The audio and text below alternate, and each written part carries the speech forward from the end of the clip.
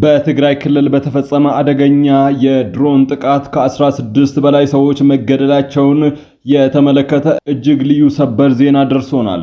እስከ ፍጻሜው ከኛ ጋር ከሆናችሁ መረጃውን በስፋት ተሰሙታላችሁ። በተመሳሳይ መቀሌ ከተማ በከፍተኛ ሁኔታ ተሸብራለች። አዲስ ልዩ ክስተት በከተማዋ ተፈጥሯል። ዝርዝሩ ከሰዓቱ መረጃዎቻችን ይቀርባል።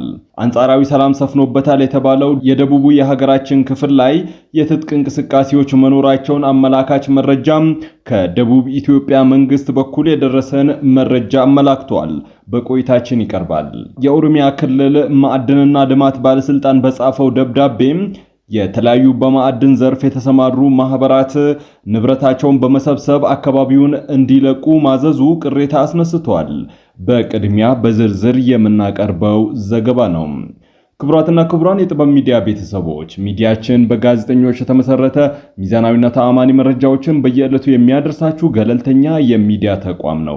ለቤቱ አዲስ የሆናችሁ ሰብስክራይብ በማድረግ የደወል ምልክቷን በማብራት የቤቱ አባል ተሆኑ ዘንድ በታላቅ ትህትና እንጋብዛለን። በዛሬ ቆይታችን እነዚህንና ሌሎችንም ሀገር አቀፍ መረጃዎችን በዝርዝር የምናሰማችሁ ይሆናል። በቅድሚያ ግን የቢዝነስ ዘገባዎቹን እናስቀድማለን። ዛሬ በኢትዮጵያ ንግድ ባንክ አንድ የአሜሪካን ዶላር 149 ብር ከ5 ሳንቲም ተገዝቶ 152 ብር ከ5 ሳንቲም ይሸጣል።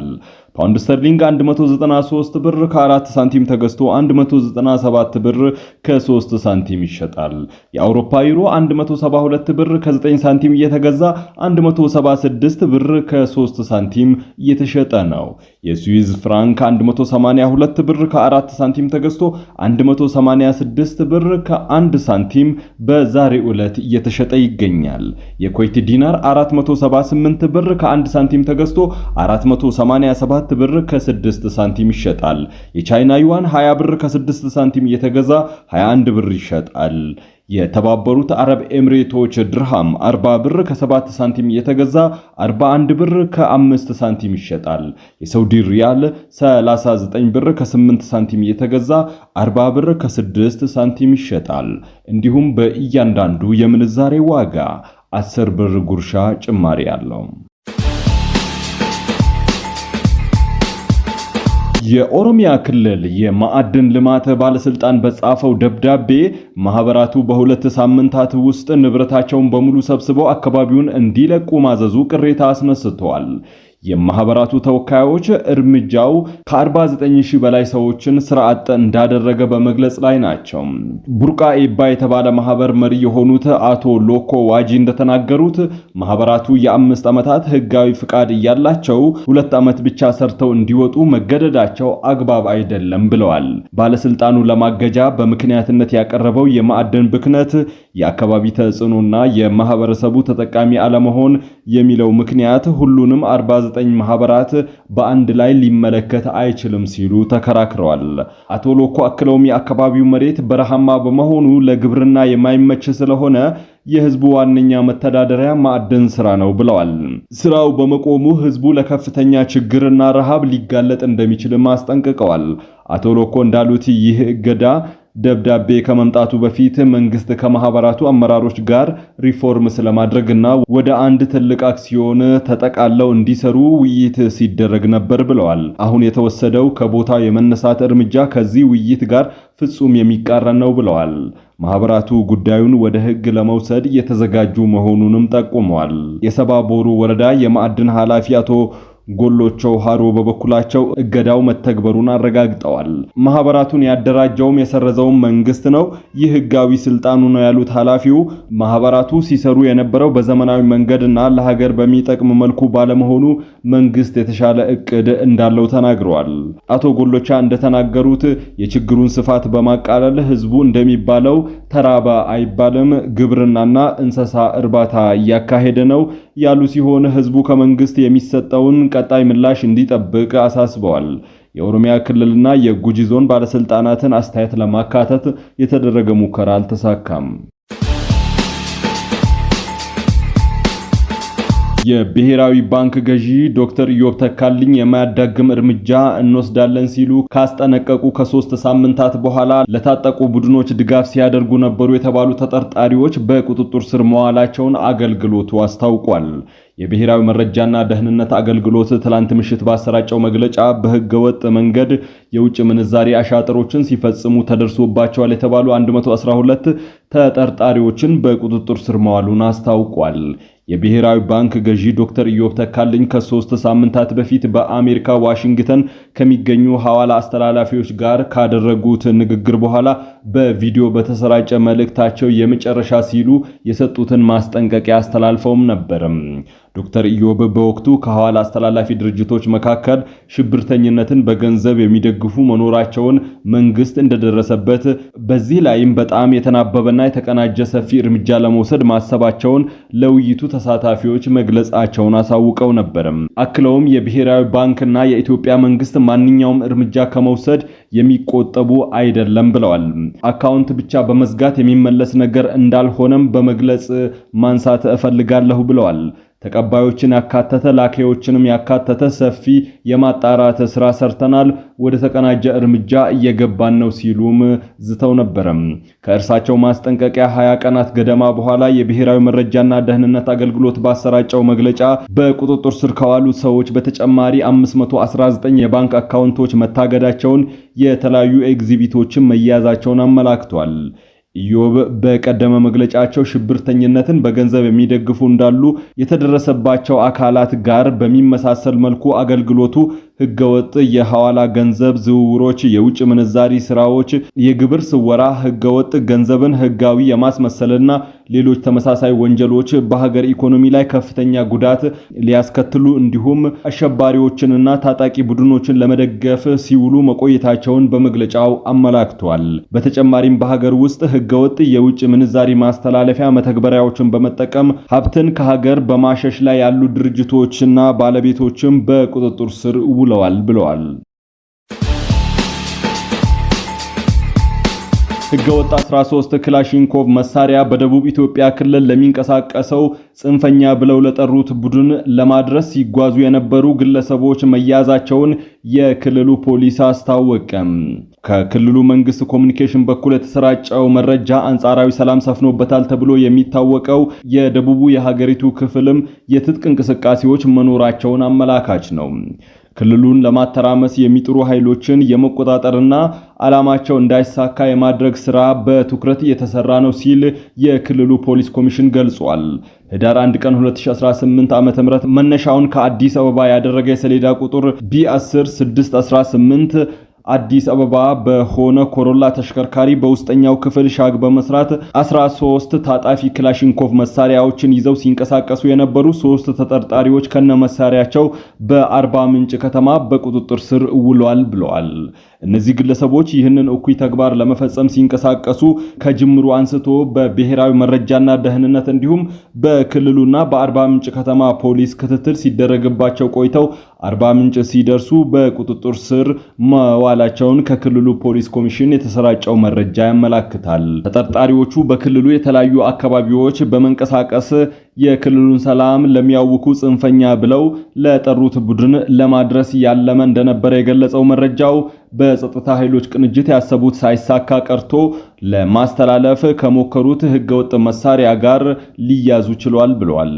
በዚሁ አጋጣሚ ክልሉን የሰላም ተምሳሌት ለማድረግ እየተሰራ ያለው ሁሉን አቀፍ ስራ ውጤት እየተመዘገበበት ሲሆን ጽንፈኞችና ሁከት ጠማቂዎች በክልላችን የፈለጉትን ማሳካት እንደማይችሉ አውቀው ከጥፋት ድርጊታቸው ሊታቀቡ እንደሚገባ የክልሉ ፖሊስ ኮሚሽን አሳስቧል። ይሁን እንጂ ጽንፈኛ ሲሉ የጠሩትን ቡድን ማንነት በግልጽ ይፋ አላደረጉም። እስካሁን ድረስም በክልሉ የትጥቅ ትግል መጀመሩን ይፋ ያደረገ ታጣቂ ቡድን የለም። የኢትዮጵያ አየር ኃይል 9ኛ ዓመት የምስረታ በዓል ህዳር 21 ይከበራል። የኢፌድሪ አየር ኃይል 9ኛ ዓመት ክብረ በዓልን አስመልክቶ የአየር ኃይል ዋና አዛዥ ሌተናል ጀነራል ይልማ መርዳሳ መግለጫ ሰጥተዋል። ሌተናል ጀነራል ይልማ መርዳሳ በመግለጫቸው ኢትዮጵያ እንደ አየር ኃይል ያሉ ዘመናዊ ተቋማትን ከገነቡ ሀገራት አንዷ ነች ብለዋል። ኢትዮጵያ ጥንታዊ ሀገር ናት ያሉት ሌተናል ጀነራል ይልማ መርዳሳ ከአፍሪካ ቀድማ ዘመናዊ አገልግሎት ሰጪ ተቋማትን የገነባች ሀገር መሆኗን ገልጸዋል። ከነዚህ ተቋማት መካከልም የኢፌድሪ አየር ኃይል አንዱ መሆኑን ጠቁመው ተቋሙ ራሱን በሰው ኃይልና በውጊያ መሰረተ ልማቶችና በሌሎች ዘርፎች እያጠናከረ ነው ብለዋል። የ9ኛው የአየር ኃይል ምስረታ በዓል ህዳር 21 ቀን በተለያዩ መርሃ ግብሮች በድምቀት እንደሚከበር ሌተናል ጀነራል ይልማ መርዳሳ ገልጸዋል። የምስረታ በዓሉ በተለያዩ ሁነቶችና ትርኢቶች እንደሚከበርም ጠቅሰዋል። የምስረታ በዓሉን ምክንያት በማድረግ ህዳር 21 ቀን ለአየር ኃይል እድገት በሙሉ አቅሜ እሮጣለሁ በሚል ሐሳብ በቢሾፍቱ ከተማ የ10 ኪሎ ሜትር ዓለም አቀፍ የጎዳና ሩጫ ይደረጋል ተብሏል። በመግለጫው የተገኙት የቢሾፍቱ ከተማ ከንቲባ አለማየሁ አሰፋ የሩጫ ውድድሩን ጨምሮ ሌሎች ሁነቶች ለከተማዋ ገጽታና እድገት ከፍተኛ አስተዋጽኦ እንዳለው ተናግረዋል። ፕሬዝዳንት ኮማንደር ስለሺ ስህን በበኩላቸው በዚህ የጎዳና ላይ ሩጫ ከተለያዩ ሀገራት የሚመጡ ተሳታፊዎችን ጨምሮ ከ25000 በላይ ሰዎች እንደሚሳተፉበት ተናግረዋል። ይህ የጎዳና ላይ ሩጫ በቢሾፍቱ በቋሚነት እንደሚዘጋጅም ተጠቅሷል። በድሮን ጥቃት 16 ሰዎች ሲገደሉ 22 ሰዎች ቆስለዋል ሲሉ አንድ የህወሓት ባለስልጣን ለኤኤፍፒ ተናገሩ።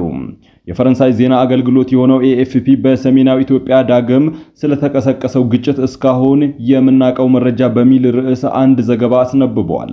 ባለፈው ሮብ ከአፋር ክልል ባለስልጣናት ከአጎራባች ትግራይ ክልል የመጡ ታጣቂዎች ወሰን አልፈው ወረራ መፈጸማቸውን እንዳስታወቁ በመጥቀስ የጀመረው ዘገባው በዚህም 6 አካባቢዎችን መቆጣጠራቸውና በሰላማዊ ሰዎች ላይ የሞርተር ጥቃት መፈጸማቸውን እንደገለጹ አውስቷል። አንድ ስሙ እንዳይገለጽ ጠየቀ የሰብአዊ ረድኤት ድርጅት ምንጭ ለዜና አውታሩ በሰጠው መግለጫ የተባለው ጥቃት መፈጸሙን ማረጋገጡን ኤኤፍፒ ዘግቧል። በዚህ ጥቃት በአብዛኛው ሴቶችና ህፃናት የሆኑ 18000 የሚሆኑ ነዋሪዎች መፈናቀላቸውን የገለጸው ምንጩ እነዚህ ተፈናቃዮች ያላቸው እርዳታ የማግኘት ተስፋም ጠባብ መሆኑን መናገሩን ዘገባው አስረድቷል። ኤኤፍፒ ዘገባውን ሲቀጥል አንድ ለህወሓት ባለስልጣን ቅርበት ያላቸው ምንጭ ደግሞ ይህ ጥቃት የተፈጸመው በአፋር ክልል በሚንቀሳቀሱትና የትግራይ ሰላም ኃይል ተብለው በሚጠሩ ኃይሎች መሆናቸውን እንደነገረው ገልጿል። ይህ ኃይል ከቀድሞ የህወሓት ከፍተኛ አመራር አቶ ጌታቸው ረዳ ጋር ግንኙነት እንዳለው ምንጩ መናገሩን የጠቀሰው ዘገባው በዚህ ጉዳይ ላይ አቶ ጌታቸው ረዳን ለማነጋገር ሞክሮ እንዳልተሳካለትም አስታውቋል። በሌላ በኩል ባለፈው አርብ ህወሓት ባወጣው መግለጫ የፌዴራሉ መንግስት የድሮን ጥቃት እንደፈጸመበት መግለጹን የጠቀሰው ዘገባው በጥቃቱም በታጣቂዎችና በነዋሪዎች ላይ ጉዳት እንደደረሰ ማስታወቁን አስታውሷል። ከዚህ መግለጫ በኋላ አንድ የህወሓት ከፍተኛ ባለስልጣን ማነጋገሩን የገለጸው ኤኤፍፒ ባለስልጣኑ የድሮን ጥቃቱ በትግራይ ክልል ውስጥ እንዳልተፈጸመ እንደነገሩት አስረድተዋል። ባለስልጣኑ ጥቃቱ የተፈጸመው በአፋር ክልል ውስጥ በሚገኙ ታጣቂዎች ይዞታ እንደሆነ ገልጸው 16 ታጣቂዎች ተገድለው ሌሎች 22ቱ መቁሰላቸውን እንደነገሩት አስታውቋል። ኤኤፍፒ ጨምሮም በድሮን ጥቃቱ የደረሰውን ጉዳት በተመለከተ ከገለልተኛ አካል ማረጋገጥ እንዳልተቻለ ገልጾ የፌዴራል መንግስት በዚህ ጉዳይ ላይ ለቀረበለት ጥያቄ መልስ እንዳልሰጠ አስረድቷል።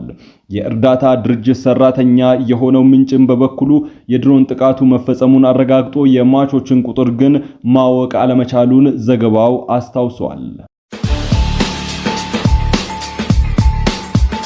መቀሌ ከተማ በከፍተኛ ሁኔታ ተሸብራለች።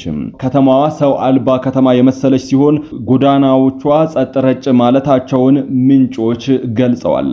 ታጣቂዎች በብዛት በከተማዋ እየታዩ እንደሚገኙ ነው ምንጮች የገለጹት። አንዳንድ ባንኮችም በገንዘብ እጥረት ምክንያት ባለፉት ቀናት ተዘግተው መቆየታቸውን ከመቀለ ደረሰን መረጃ አመላክቷል። ከመቀለ ወደ አፋር የሚደረገው ጉዞ የተቋረጠ ሲሆን ከጅቡቲ ወደ መቀሌም እንቅስቃሴ የለም።